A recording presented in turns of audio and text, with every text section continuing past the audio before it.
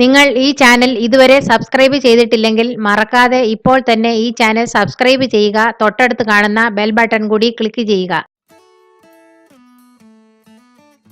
Hi friends, Nisha rose കിച്ചണിലേക്ക് സ്വാഗതം. ഞാൻ ഇന്നിവിടെ തയ്യാറാക്കാൻ പോകുന്നത് പഴംപൊരിയാണ്.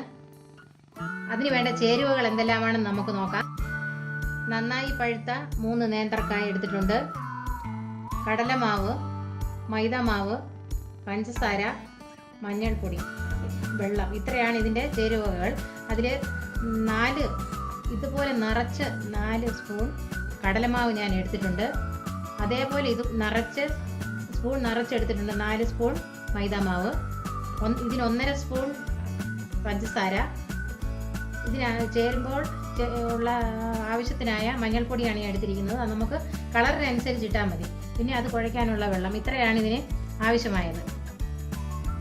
നമുക്കിതെങ്ങനെ മിക്സ് ചെയ്തെടുക്കുന്നതെന്ന് നോക്കാം. കടലമാവ് ഇട്ടു,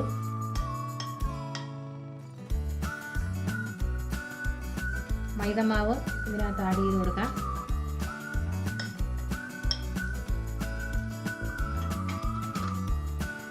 പഞ്ചസാര, നമുക്കിനി വെള്ളം ഒഴിച്ച് കുറേശ്ശെ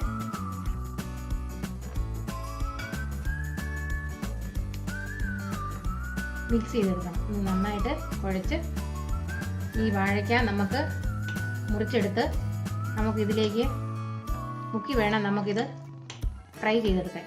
അതിനാവശ്യമായ വെള്ളത്തിൽ നമുക്കിത് കുഴച്ചെടുക്കണം. ഇതിന് കളറിന് വേണ്ടിയാണ് നമ്മൾ ഈ മഞ്ഞൾപ്പൊടി വെച്ചിരിക്കുന്നത്. നല്ല കളർ കിട്ടിയില്ലെങ്കിൽ അതിൽ നിന്ന് ഒരു ഞുള്ളിട്ടാൽ മതി, അത് മുഴുവൻ ഇടണ്ട. ഞാനത് എങ്ങനെ മഞ്ഞൾപ്പൊടി എടുത്ത് വെച്ചതേ ഉള്ളൂ. കളറിന് വേണ്ടിയാണ് വെച്ചിരിക്കുന്നത്. കളർ എങ്ങനെ വരുന്നോ അതനുസരിച്ച് ഇട്ടാൽ മതി. അത് നോക്കി വേണം നമ്മളത് ചെയ്യാൻ.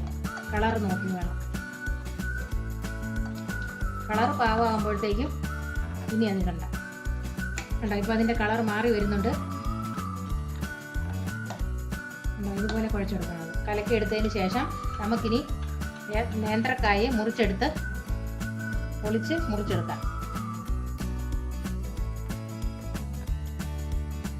ഈ നേന്ത്രപ്പഴത്തിൻ്റെ തൊലി മാറ്റി നമുക്ക് എടുക്കാം.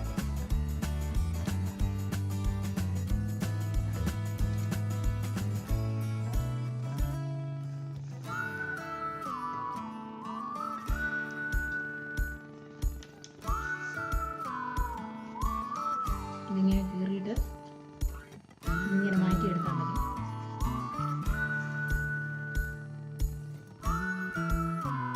ഇതിങ്ങനെ വരഞ്ഞിട്ട് ഇതിൻ്റെ തൊലി മാറ്റി ഇങ്ങനെ എടുത്ത് വെക്കണം. അതിനുശേഷം നമുക്കിത് ഏത് പരുവത്തിൽ വേണം നമുക്കിത് ഫ്രൈ ചെയ്യണമെന്ന് നോക്കിയിട്ട് എടുത്താൽ മതി. നമുക്കിപ്പോൾ ഇത് 2ആയി മുറിച്ച് ഇതുപോലെ കീറിയെടുക്കാം. ഇങ്ങനെ എടുക്കാം.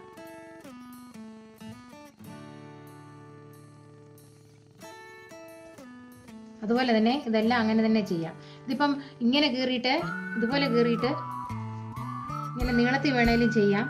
ഇതിന് നമുക്ക് നടുവേ കീറി ഇങ്ങനെയും ചെയ്യാം. അപ്പം ഞാൻ ഇതിങ്ങനെയാണ് എടുക്കുന്നത്.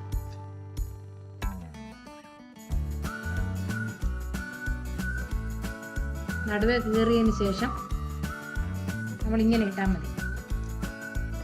എല്ലാം ഞാനത് എടുത്തു വെച്ചിട്ടുണ്ട്. ഇനി നമുക്കിതെങ്ങനെയാണ് ഇത് തയ്യാറാക്കി എടുക്കുന്നതെന്ന് നോക്കാം.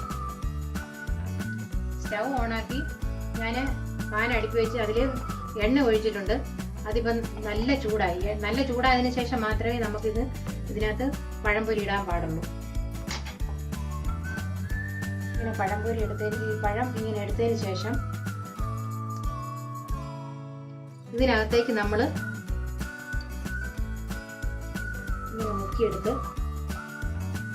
ഇതിനകത്തേക്ക് ഇടുന്നു. പഴമെടുത്ത്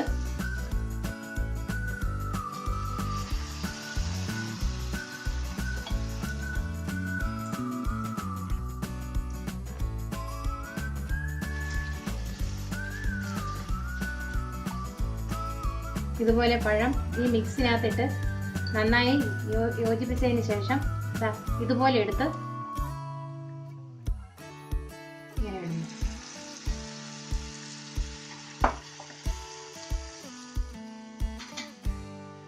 ഫ്ലെയിം നമ്മൾ കുറച്ച് വെച്ചതിന് ശേഷമാണ് നമ്മൾ ഈ പഴം ഇട്ടിരിക്കുന്നത്.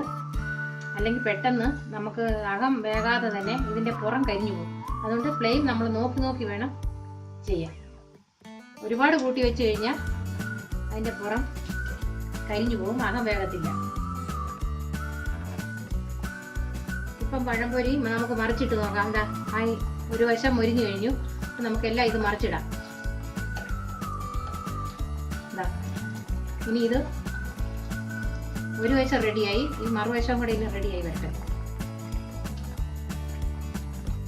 ആയിട്ടുണ്ട്. ഇത് ഞാൻ കോരി വാങ്ങിയോട്ട്.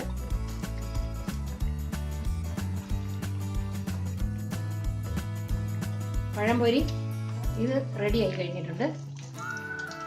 എണ്ണ പോയതിന് ശേഷം നമുക്ക് ഇങ്ങോട്ട് മാറ്റാം.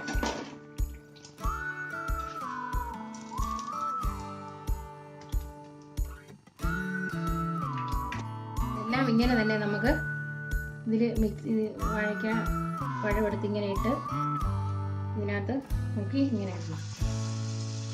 എല്ലാ പീസും നമുക്ക് ഇങ്ങനെ ഇടാം. ഇതുപോലെ തന്നെ മുക്കിയിടണം.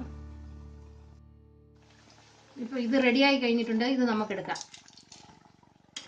അതാണ്ട് പാകമായി മൊരിഞ്ഞിട്ടുണ്ട്. ഇതുപോലെ എല്ലാം പാകമാക്കി മൊരിച്ചെടുക്കണം. നല്ല രുചികരമായിട്ടുള്ള പഴംപൊരി റെഡിയായി കഴിഞ്ഞിട്ടുണ്ട്.